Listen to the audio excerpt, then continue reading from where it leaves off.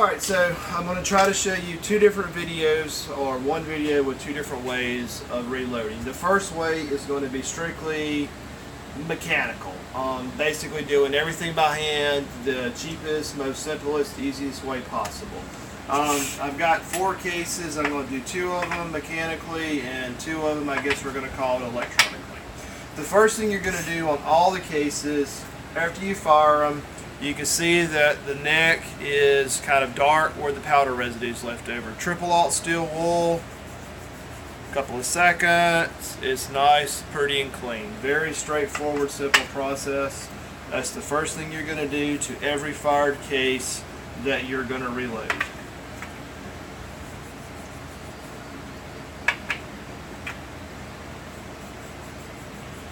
Alright, so after we get the necks cleaned, the next thing we're going to do is we're going to resize the brass. First thing you got to do to resize the brass is set up the die. What you want to do is start the die in the press. It's going to be loose. You're going to put your shell holder in the press.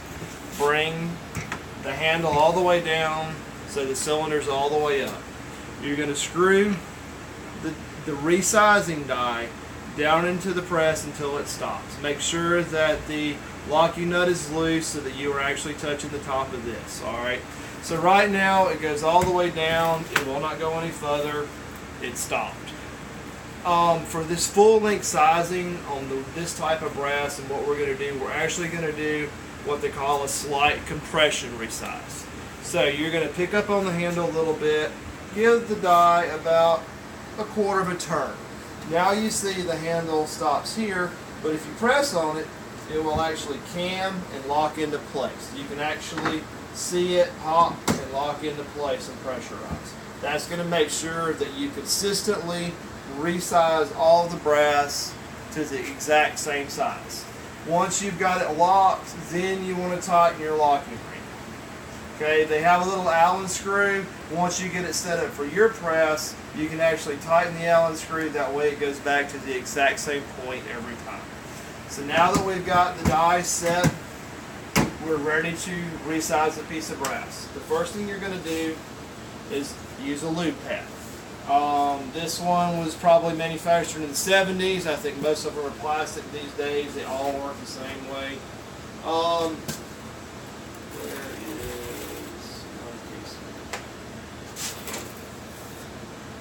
Bear with me 1 second. Let me find my case lube.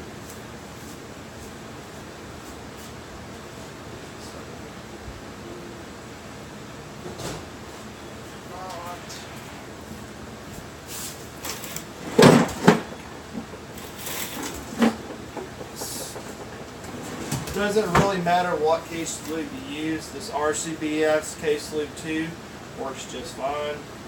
Take, squirt a little bit of it out on the pad. Use your fingers, spread it around. And it's pretty well lit as far as the case lube goes. Basically, you can do 3 or 4 cases at one time. Lay them on there, basically roll them.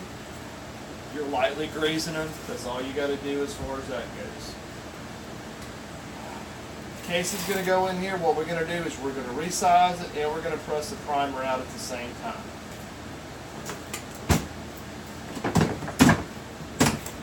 Pretty straightforward on that. We're going to go ahead and do all 4 of these at once because this is the same no matter if you're using all the electronic stuff or if you're using all the mechanical and manual stuff.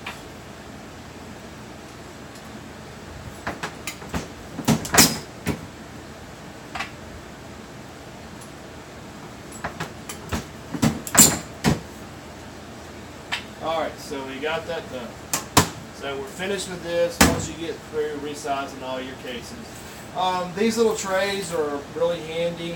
They hold 50 rounds, either 50 rounds of large case in the big ones or the small ones. I would probably get, with the amount of rounds you have, I'd probably get at least 4. You can't really have too many. They're not that expensive and they're easy to keep everything kind of segregated. As you can see, I've actually got most of your rounds over here. We're going to have to stop for just a second because I got a customer.